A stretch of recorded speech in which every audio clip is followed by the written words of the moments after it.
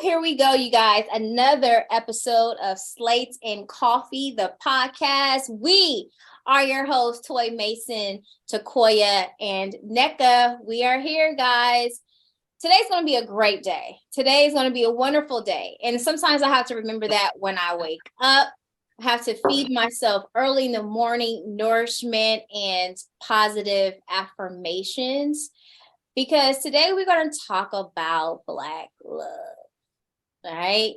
Sometimes, commercially, they're like, oh, Black love is between two people. Facts. Black love is between either two Black people, one Black person, one non-Black person. But ultimately, I feel like the definition between Black love is really yourself.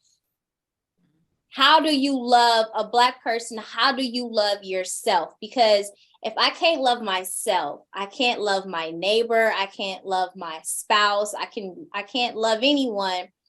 And we are ought to learn how to live in love. Historically, Black love originates from the motherland because that's where most Black people come from, right? And what is Black love? Well, Black love is a love that is embedded in you. To me, it's God's love. They were taken from a country. They were onto a foreign country, and how they operated through life and how they survived was love. Because if you don't have love, you don't have anything. You don't have survival. You don't have anything. And it's this industry depicts Black love in an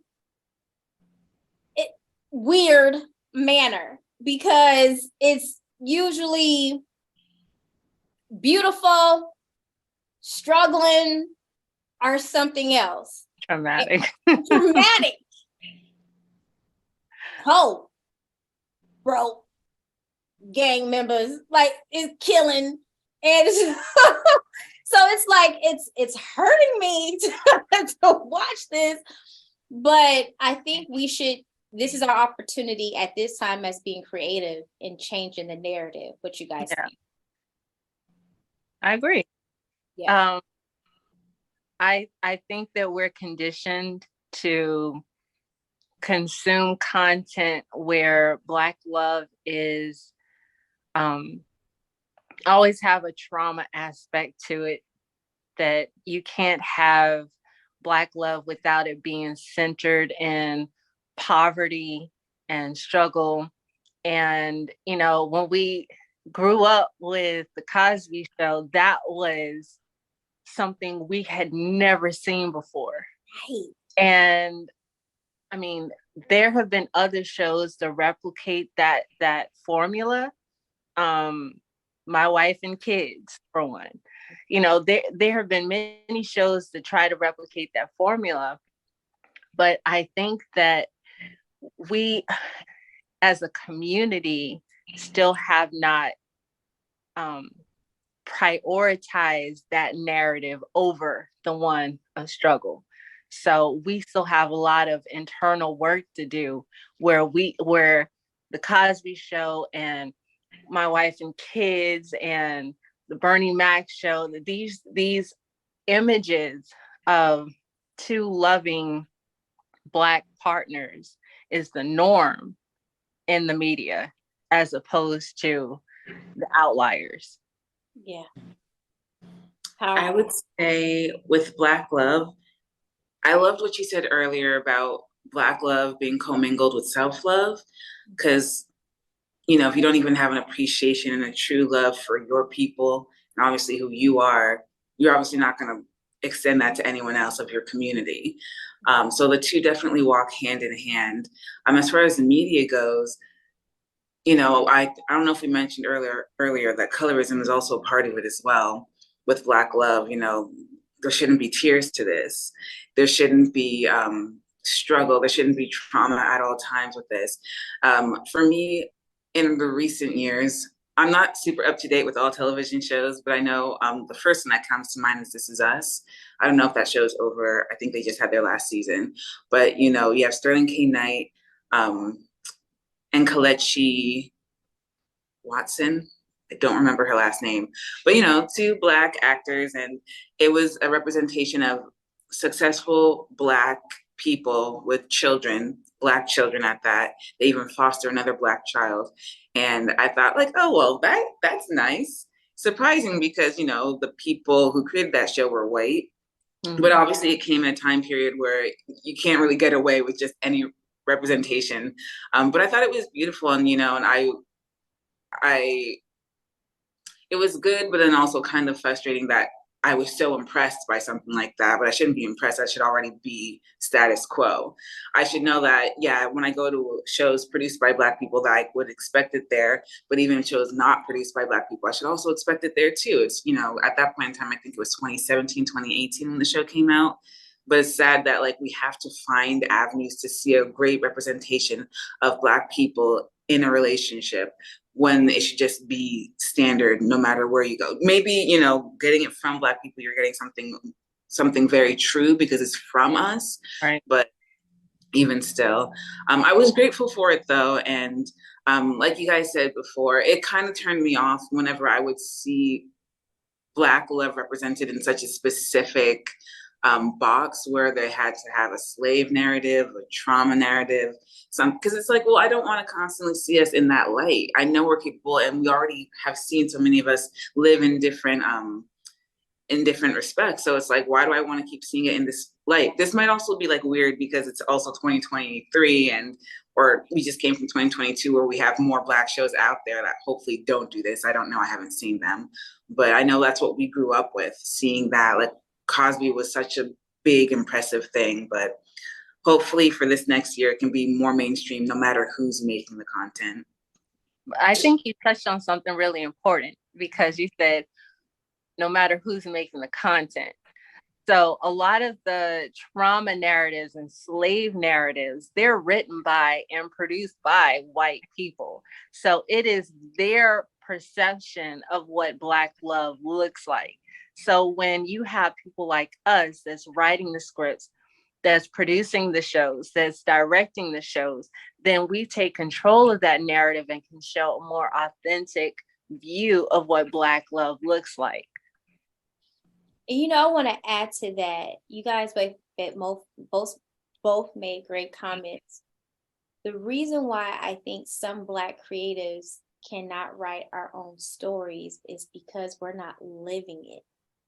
I can't create, me not particular, but a Black creator can't create a series or a film about what true Black love is if they're not in it. They don't even know what it looks like because they didn't grow up in it. They're not doing the healing to heal themselves. No longer can they love someone else, because I was just talking about this today. Everyone think love is Valentine's Day. Like love is beautiful. Love is red. Love is chocolates. Love is love. I love you. I love you. Love can be ugly. Love can be painful. Love can be critical. Love can mend your wounds back together. You break a leg, you snap it back. That's love. I'm broken, but I'm going to my auntie's house who I know loves me, but she's going to hurt me before I feel better type love. That's love. And if we as Black people do not get to that point of healing and recognizing what love is, we can't write any love stories. I went through a traumatic relationship, and my therapist at the time told me, write. And I'm like, ain't no way I can write. I can't write. She said, this is the best time to write. I was like, okay. So I wrote this story called Through Her Father's Eyes. And it's basically about a Black girl growing up. Her first depiction of love is a traumatic relationship between her mother and her father. So she has 3 pivotal relationships in her life, and they all mirror this relationship. And the sequel to that is called Through His Mother's Eyes, because Black men carry these dramatic brokenness from the first person they love, which is their mother. But we can only go that deep if we do some deep healing. And if we go deep and heal, our work shows to others and they heal. Yeah, but what you said is so important, but it requires honesty. You have to be honest with yourself, and you have to be, our community is so ingrained in what happens in the house stays in the house. So you have tons of secrets going on in the house that don't nobody know about, don't nobody want to talk about. And then by keeping those secrets, you don't expose them, you don't open the wound to close the wound. And you're just passing down generational trauma that doesn't get healed because no one wants to be honest. So got to start there. And if you can't be honest with yourself, you can't heal. No. Yeah, I knew this was going to be a good topic, y'all. So that's why we got Karen coming up next. So who is Karen? Karen Ceesay is a veteran actress who has been in the industry for years and years and years. And our audience may recognize her from Stranger Things as Mrs. Sinclair or Birdie on The Walking Dead. So we can't wait to have her join us and contribute to this discussion, because I know she has a lot to say and we want to hear it. Yay! There you go. Hi, Karen. Hi, Karen. I love the look. The glasses, they slay me every time I see you with different hair on. I love them. Girl, she just was hanging up. And so I wore her last night. I wore her earlier in the week. And I'm like, I guess we're going with her today. So, So, and then the glasses, they Amazon's finest. $20 for a pack of 4. Love them. Oh. Yeah, I got hold on. Look, wait a minute. These are the other ones. I never know which are my favorites. Oh, I like those. Both. I love them both. Those. Yeah. Okay. Him in black, brown, and blue. And awesome. if I could get them so they don't reflect these lights, that's the next phase, is the non-reflective ones. This Zoom era. Well, Miss Karen, we was having a great conversation tapping into Black love and how our industry depicts it and the misrepresentation that they give it.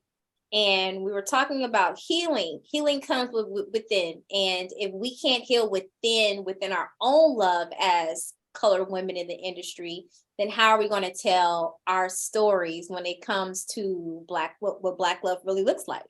Right. Well, I mean, and that's a big question. First and foremost, we all have to acknowledge that Black love looks different for every case. Like, one person could, you got people that have been married multiple times, and that love, or been in multiple relationships, whatever, that love looks different for each time, because not only is it a different person that you're connected with, but you are a different person, because now at this point you've been through different experiences.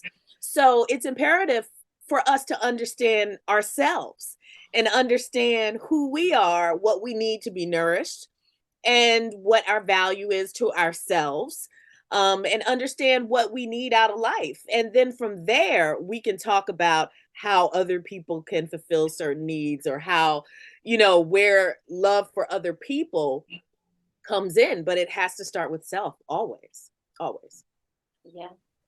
We were actually talking about that, how, when we see Black love depicted, it's in trauma terms as slavery or abuse. And why can't we now recreate the Cosbys, like as creators? But we were saying that if you're not healed in the inside, or you may not even know what love really is, were not raised in love. Your relationships didn't look like love. So how can I write about what love really is if I don't walk in it? Because society shows love as beautiful and red and hearts, and love doesn't look like that all the time. Well, nothing in the film industry looks like that. Of course, my dog wants to get out of the room right now, right? Like now she's like, I want to leave. Like, you had 30 minutes here, right? But it's okay. She's gonna bug me. Hold right. I don't even know what is on television, and the trauma thing, that is major for me for a number of reasons. But I'm gonna, because I looked up some things yesterday too, just to remind myself of the different popular Black love movies. And there's two movies that, given what you've talked about right now, like given what you've just prefaced with, these two movies stand out to me as opposite ends of the spectrum. One is, what was it, Sylvie's Love or Sylvie's Choice with Tessa Thompson? Yeah. And look, I can't remember his name, but Kerry Washington's husband. That to me, did you all see that? Yes, it was beautiful. Yeah. What was beautiful to me is that there was no trauma. There was no trauma because of the time I was expecting some scene where some racist white folks came and beat somebody up, or somebody got harassed by the police or sent to jail. And, like if Beale Street could talk, that broke my heart. You know what I mean? It was great. It broke my heart. I can't watch it again because it just hurted. It hurted. Yeah. Hurt so much. Yes, I went to Spelman. The other end was Queen and Slim. That was another movie I thought was great, but it just hurt so much. And I was just like, is this what we have to go through in order to bond and realize that we're in love? We have to go through trauma in order to understand and connect. Right. And that was a movie that I liked the fact that I watched because I wanted to understand it and be in there, but I won't be able to watch it again because it hurt too much. Right. And there's too many of us that have been through trauma and only know love as the flip side of trauma, or only know love through trauma. Right. I mean, that's like Love Jones. Love Jones is an ultimate classic because it was a real relationship that a lot of people can identify, but majority Black people, because you had Darius. Darius was finding himself. He didn't know if he wanted the ex. He didn't know if he wanted Nia. Then Nia was a little bit too strong for him. So it kind of pushed him back a little bit. Then Nia was like, well, I'm trying to be open and honest with you, but you don't want me. So it was very poetic and very beautiful. And we have not seen that. They've tried to duplicate that. But again, if you're not in that headspace, or if you live that experience, it won't come off authentic. That was the first movie, when that came out, that was the first movie where I felt represented. Yeah. And a lot of times my experience, I mean, I've been married since I was 25. Yeah. And so I've been married pretty much more than half my life now. You know what I mean? So a lot of the things that women are going through, I haven't experienced. I didn't date a lot during high school and college and everything. Met my husband and we kind of just clicked, and it wasn't bells and whistles and all the harmonies and we just got along. We like to go out, we like to hang out, we like to eat food. And that was really what it was. Yeah. But Love Jones was the first time I saw people who looked like me, who looked like my friends, who were having the conversations that we were having, who were listening to the music we were listening to, watching the type of thing. So that meant a lot to a lot of people. Right. And let's talk about sex. Like, I've been really studying, in one of our guests, she's like an intimacy coach, consultant, where our sex on camera is very brutal, it's very erotic, but really intimacy is really on a whole different level than what we practice, or what society shows us. I've learned that in intimacy, it's all about taking your time. And it's really not about intercourse, like tantric. It's not really about intercourse. It's asking questions when you're in the bed with your partner. It's just the rubbing and the touching. And you can get to the eroticness later, but there's a lot of buildup because it's souls conjecting with one another. So what do you think about that? Well, it's hard because, again, I've been married 27 years. So all of those like little tingly things that are sold, it's a long-term relationship. And yes, there has to still be connection. But if that's all you have is the tingly stuff, then that's not really a relationship either. Right. But the word really is intimacy. And what does intimacy mean? That is a non-sexual term in terms of closeness, and that someone is on my inner circle. Someone has access to parts of me that other people don't have access to. And I think that is not an exclusive Black thing. That is something that I think we as humans, we as Americans have trouble with. And a lot of it is because of the imagery of what relationships are or what people value in other people for relationships just are off, you know? And there's so many things that go into what makes a long-term relationship, that intimacy is the main part of that, because it's someone that you can rely upon, someone that you can depend upon, you know, someone that is here for the highs and the lows. And I don't know if this is definitely connected to this topic specifically right now, but earlier when I was ruminating on the topic, you know, it was really about what is it, you know, because everyone always asks me, well, how did your marriage last so long? How do you, you know, long-term relationships, every relationship is about sacrifice, right? Like every relationship, you have to give up certain things. They have to give up certain things. We figure out what are the boundaries by which we're going to live. You know what I mean? And when someone's boundaries, when it's off balance, when one person is sacrificing a lot more than the other, you know, that's when you have issues. But I hear people always say, oh, it should be hard work. Oh, marriage is hard work. And it shouldn't be hard work all the time. Like, it shouldn't be hard work all the time. If it is, you were in the wrong relationship. Yes, there are going to be seasons. It's going to be work. You know what I mean? There's going to be seasons where you are not on the same page. But because of what you said you value in a relationship, what are the things that you value out of life? What are the sacrifices that you are allowing yourself to make? That's how you get through those points. But it should not be rough all the time. Right? It should not be that way. Agreed. So I've heard the saying so many times, it's become repetitive in the industry, I guess. Black love is revolutionary. I guess because the idea of showing positive Black love representation is fighting against the mainstream industry, you know, mechanics, and that we have to show that in order to make I guess systematic changes. What do you think about that? Well, I have to go back to the first comment that, you know, the first conversation regarding trauma. And I think that our whole experience, the only way we've seen ourselves is through trauma. And there is no place for love really in trauma unless it's love despite trauma, love as a result of trauma, you know what I mean? So I think we just need to get a place where where there's more people telling more stories that are authentic. Because no one's experience is, I mean, everyone's experience is unique. So no one's experience is a catch-all for everything. There are going to be aspects that we relate to and connect to, but everything cannot be universal. But the universal story that has been told about us has been trauma. And we want to see the joy in our existence. And that comes with love.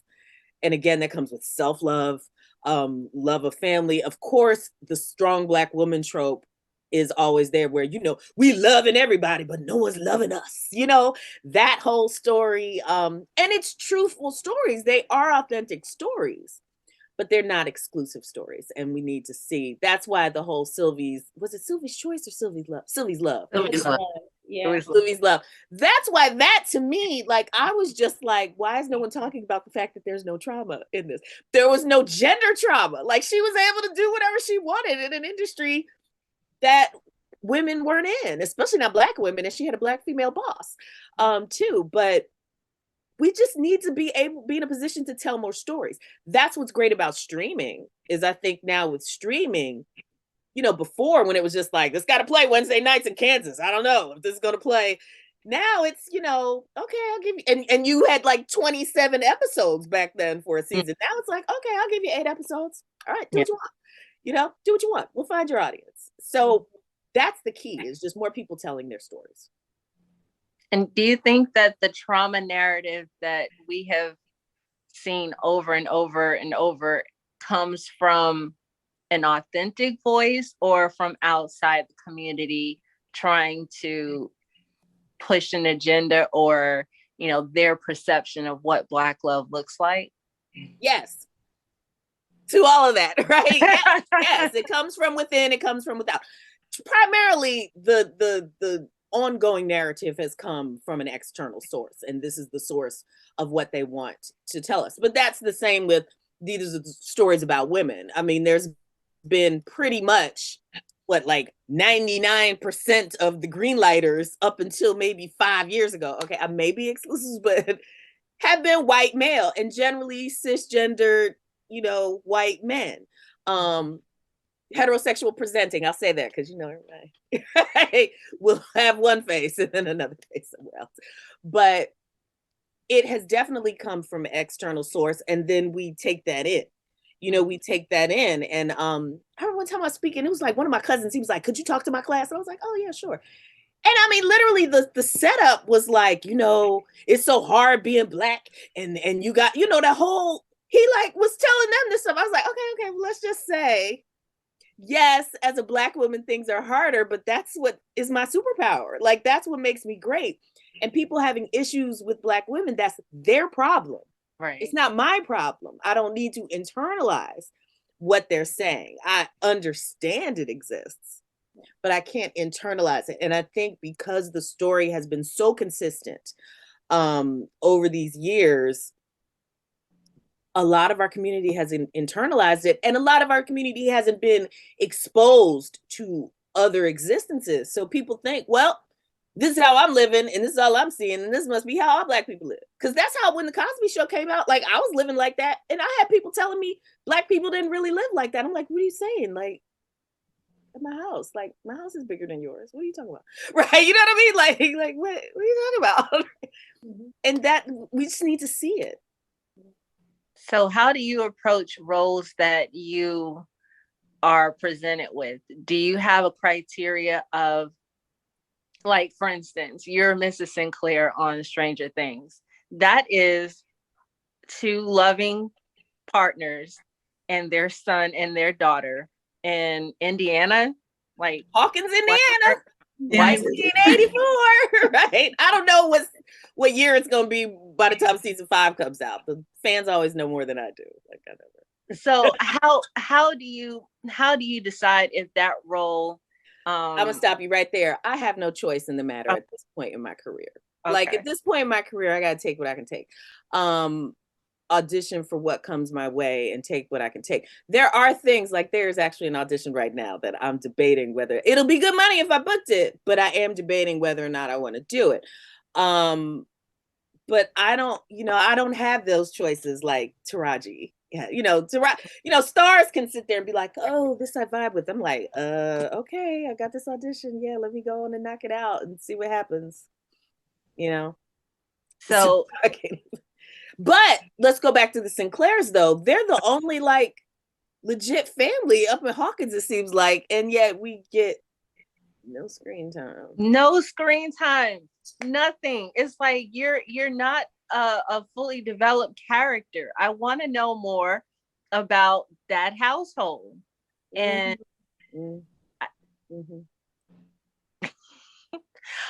praying. Look, I'm like, I was so hoping at the end of season 3, when we were the only parents that weren't in season 3 at all.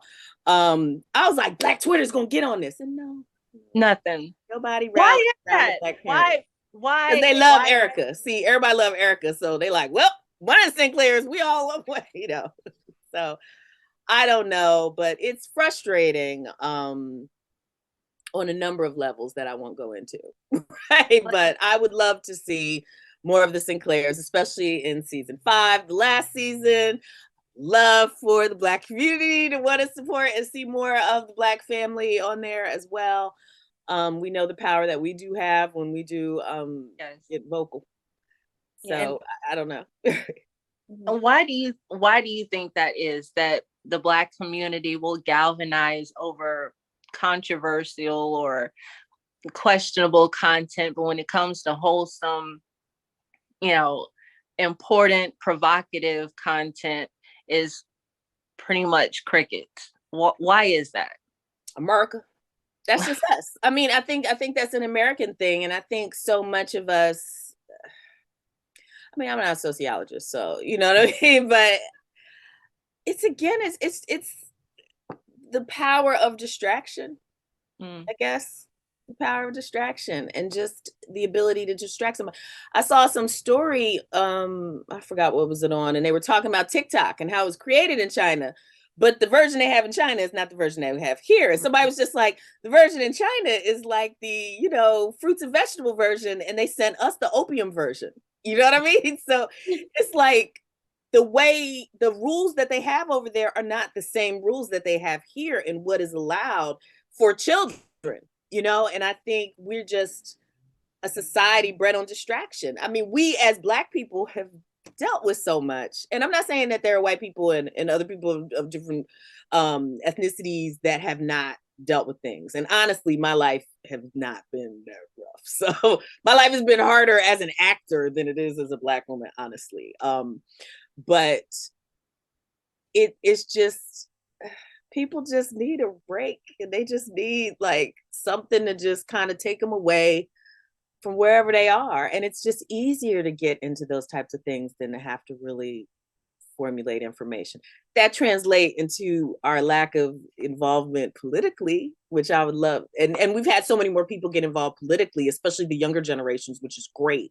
Gen Z, my kid is like Gen Z or something. I don't know. He's 18. I don't know what generation that is. But they're so much more involved politically and concerned and in it. So I definitely see, as they mature, it changing a little. Yeah. They'll still be dancing though. Hey, sometimes we have to dance our way through misery or through trauma. Okay. But I feel like we continue to continue to raise the awareness on changing the narrative on how we look and raising awareness on healing. I really strongly believe that it's all about healing at the end of the day when it comes to us telling our stories authentically. Because if we don't dive deep within ourselves, it's all about experience. We don't know how to communicate how we feel if we don't really recognize it. And again, it's truth, to be honest with yourself. Well, but that is one thing that has, because of social media, taken off the conversation about mental health and self-care, and all of that have been things that have trended through social media, and us opening up and discussing the need for therapy and the need for men to get therapy too, that it's not just for women. You know what I mean? And I think the openness, I remember, as an actor, again, as we know as artists, this is a stressful journey, and the lows are low and the highs are high, but the lows can be low and long. And, I've struggled with depression and struggled with those things like many people in the industry. And I remember when the news came out that Catherine Zeta-Jones was bipolar. And for some reason, it just made me feel so much better, because I was going through my issues of trying to, find the right medication, find this. I don't want to be medicated. Americans always medicating folks. But knowing that this woman who I admired as an entertainer and as a mother and as a woman in this industry, that she could be transparent with that. And that was kind of before before TikTok and probably Instagram too. I think as we, social media is that double-edged sword. Like, as much as it is harmful, it has made a lot of people see themselves in other people that they wouldn't have had access to at just their high school or just their neighborhood or just their town. Yeah. So, like the show said, you take the good, you take the bad, take them both, and there you have. Right? Nneka, did you have anything that you wanted to ask? I've just been soaking it up. I'm not very well versed in this area at all. I'm just trying to glean and listen. But the one thing I probably would ask, like, I know you touched on it a bit before about, like, is this an external force and internal? And, at the very start, we did talk about how we need to heal first to properly, like, get into the fullness of love, and then, of course, Black love. But yeah, I mean, I do also agree that there's definitely been a shift with this new generation of I guess I would say in a sense, wanting to get it right, wanting to get things right, trying to be politically involved and socially involved. So I'm just kind of hoping that too can come up, because, you know, we can know what we can implement to make things better, but they have to want to do it for themselves. And I do think that therapy is such a big key, just a big part of it, because there's so much unwiring we have to do. And Black love would be such a beautiful, beneficial thing, but there's just so much under the framework that needs to be moved around first. Well, and then, of course, eventually seeing it on screen too. So sorry, go ahead. Sorry if y'all heard that. I live in the hood, John. I got my window open. Right? I didn't hear a thing. Oh, great. Because you know them cars be coming through. Anyway. But I did want to talk about this, about the narrative, because it isn't just, to me, again, as a woman that has been married a long time, right? How I view relationships and how they're presented on screen is across the board problematic. And especially, I'm 52 now, when I look at like women that are like 30s, you know what I mean? And you talk about this concept of, I need to get married, I need to have a baby, I need to get married, I need to have a baby, I need to get married, I need to have a baby.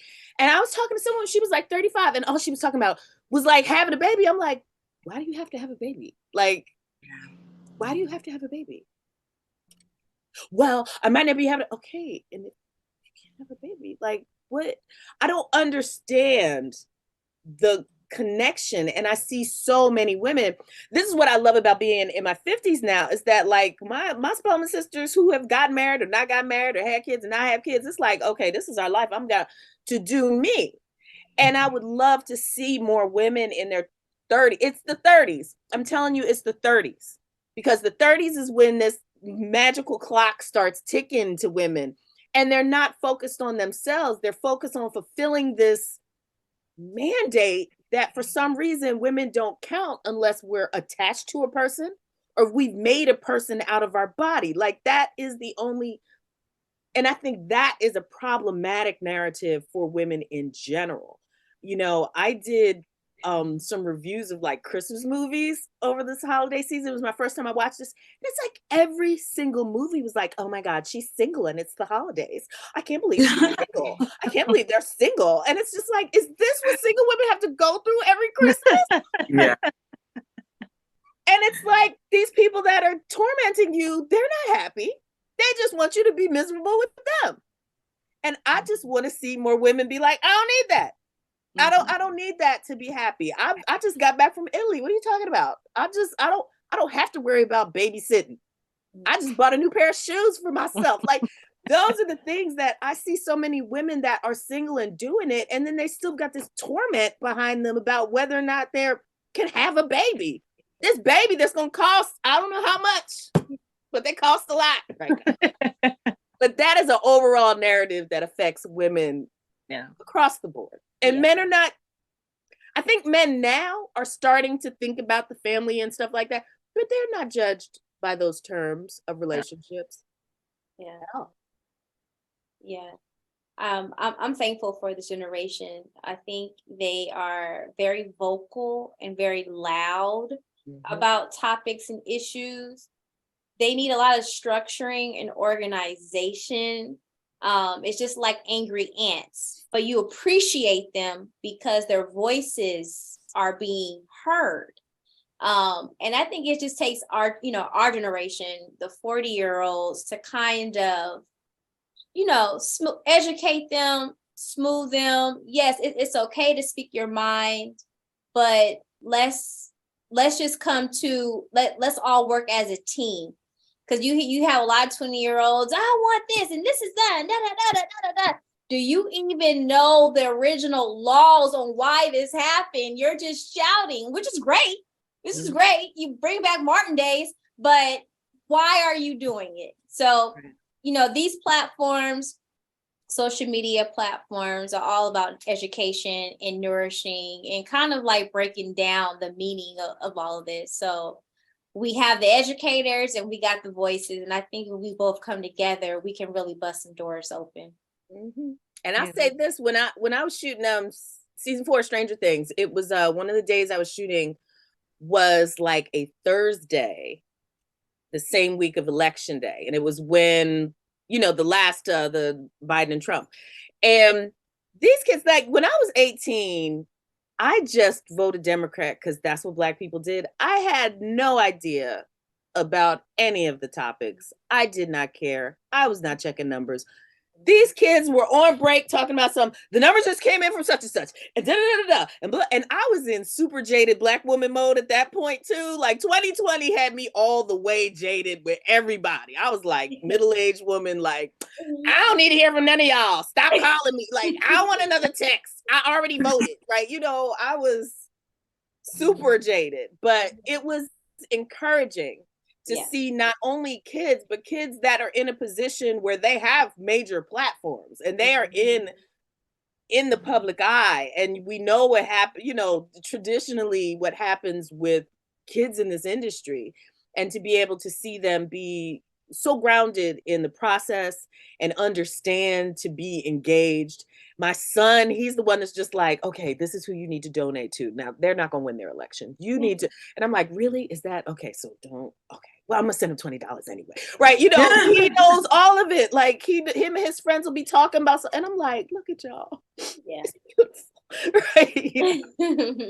So yeah, as all of these things are connected politically, gender conversations, what do they call it, intersectionality or whatever, it's all connected. But the more and more authentic stories that are being told and given place to, to be seen, the more and more we'll learn about the totality of our experiences as a people. And then as we all, people now are so multiracial, it all comes into play, and as me, as a 50-year-old woman, I want to see more stories of women in their 50s. When Just Like That came out, I was a Sex and the City girl, but there were things that I was connecting on that as a woman in her 50s that I had not seen on any show before, that I was connecting with in a way, because how women of a certain age have been portrayed in the media is one specific narrative also, because they don't count after we can't have babies, I guess. I don't know. So again, more and more stories told, more and more options to Amen. Look, to heal, right? Bring it for a circle. Right? It has been a pleasure, Karen. We thank you so much. This topic is really relevant today, even for creators, writers, producers, to know what we need to do to bring those stories to the forefront.